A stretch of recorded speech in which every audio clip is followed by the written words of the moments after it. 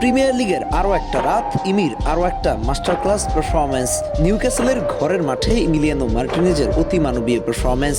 একই সঙ্গে আর্জেন্টাইন বুয়েন্দিয়ার দূরপাল্লার বুলেট গতির শটে বিধ্বস্ত নিউক্যাসলের গোলপোস্ট।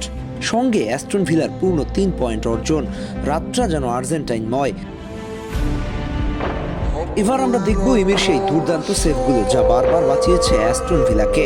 প্রথমেই এই সেভটা দেখুন। নিউক্যাসলের একজন খেলোয়াড় একেবারে ডিবক্সের ভেতরে চলে গিয়েছিলেন।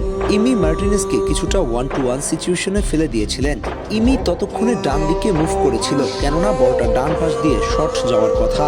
কিন্তু মুহূর্তের মধ্যেই নিউক্যাসলের ওই খেলোয়াড় সোজাসুজি জোরালো একটা শট করে দেন। আর তখনই দেখা মেলে ইমির ক্লাসের।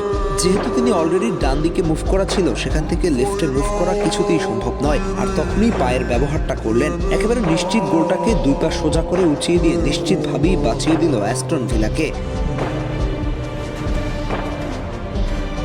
এর পরের সেভটা দেখুন। অ্যাস্টন ভিলার বক্সের ডান প্রান্ত থেকে বানানো লম্বা একটা ক্রস। বক্সের ভেতর থেকে নিউক্যাসলের কোনো একজন খেলোয়াড়ের দুরন্ত এক হেড। বল ততক্ষণে ভিলার টপ কর্নার দিয়ে জালের দিকে যাচ্ছিল। ইমি কিছুটা মাঝামাঝি পয়েন্টে ছিল।